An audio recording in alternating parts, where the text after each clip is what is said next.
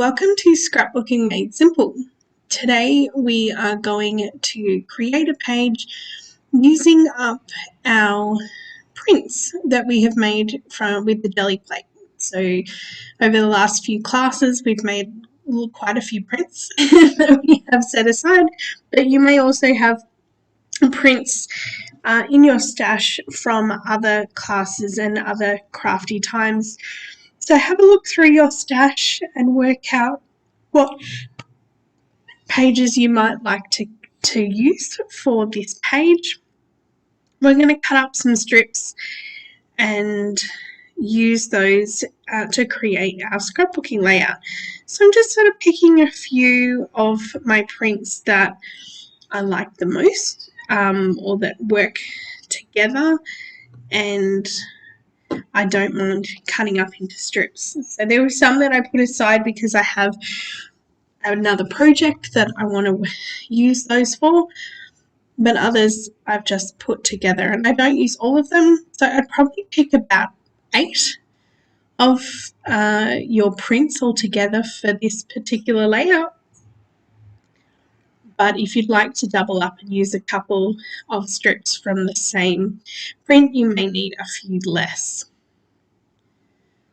So you'll need also a piece of white 12 by 12 cardstock, and you'll need a piece of plain cardstock, one that coordinates with the prints that you are going to be using. So you can see I have quite a few available for me to choose from, and I end up choosing way more than 8, so I don't end up using all of them, but it's a great way of just going through your stash and making the most of what you have. So once you have decided on the prints that you are going to use for your layout, we are going to start cutting up some strips. So you'll need 7 for the strips on the side, and then you'll need 1 print for the back, like your photo mats, and we'll cut 2 photo mats. You'll need some stamps and stencils if you want to add a few extra bits and pieces to your layout or over your prints, and then some inks as well to stamp with.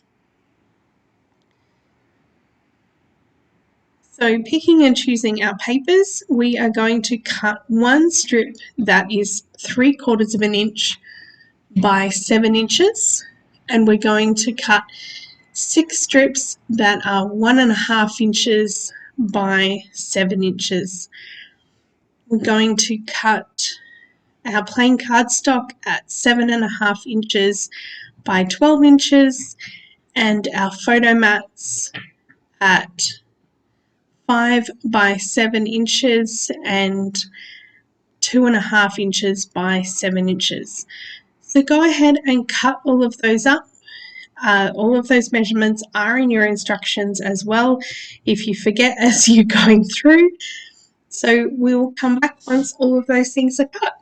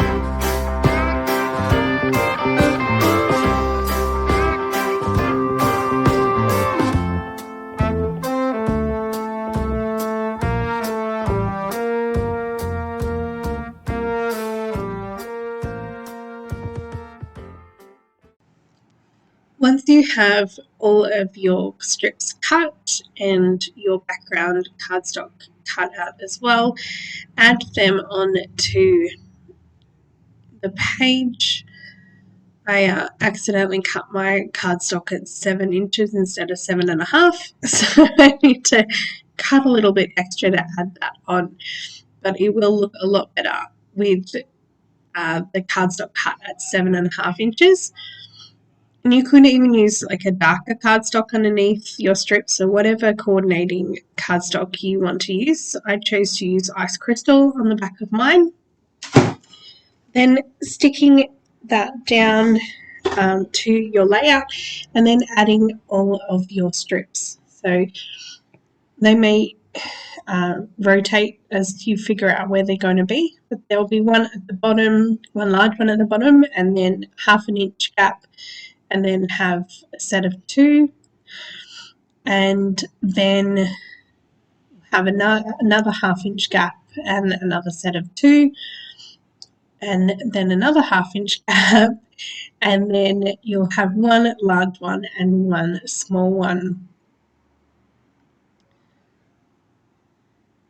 And then there'll be a small gap at the top as well to add your title over. So once you're happy with the placement, and if you have cut extras to create the double page layout, you can coordinate that and mirror it, having the exact same layers, or you can change up the order on the other side. It's up to you. So when you're happy with the way everything is sitting, you can stick everything down and then add any stamps or stencils, whatever else you would like to add to your page, just to finish it off. Add your photo mats on and then add a title. So enjoy finishing off your layout, and we'll see you soon.